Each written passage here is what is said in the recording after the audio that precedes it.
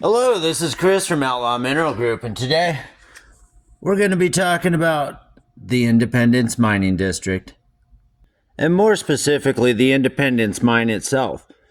But as you can see here, it's located 2 hours and 34 minutes south of Big Timber, Montana, which is located about an hour west of Billings, Montana, if that helps for a reference, or an hour east of Bozeman, Montana.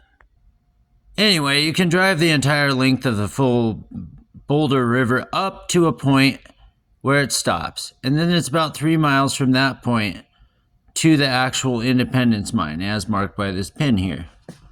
Try to get a more precise shot. There we go. Now, the town of Independence itself actually sat just below 10,000 feet. So you had to be pretty hardy to live there. It's cold.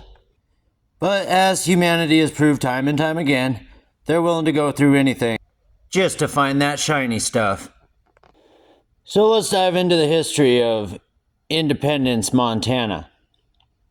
So gold was first found in the area of Basin Creek in the year 1864. That portion of Montana was still part of the Crow Native American Reservation. It was actually the discovery of gold, silver, copper, and other precious metals in the area that prompted the United States government to reduce the size of the Crow Treaty lands. So just for perspective, that's how it looked back then. This is how it looks now.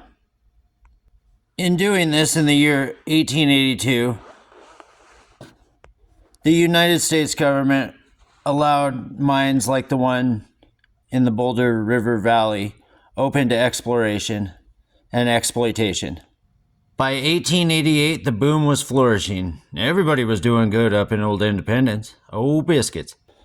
The Hidden Treasure, the Independence Mine, and the Daisy mines were the main mines bored into the steep, rocky flank of a mountain known as Independence Mountain. Once Independence, Montana was off and running, there were about 400 folks who lived there. But unfortunately for everybody in Old Independence, life was not going to stay that way. There was a stamp mill fire that occurred in 1904 and caused the closure of the mines that were still being worked at the time. It is written that in the year 1951, a sheep herder from Big Timber, Montana, was up in the area of Independence, Montana, and the old mining site, and he said there was absolutely nothing left, other than some old log cabins and some rusty mining machinery.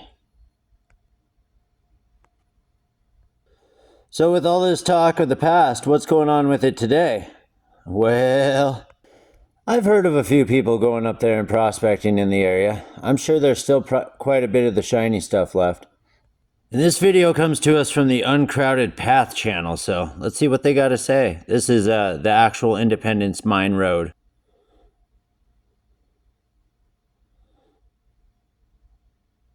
Looks like they had some fun up there. And here's the actual road itself. I would not recommend people take their passenger car up there.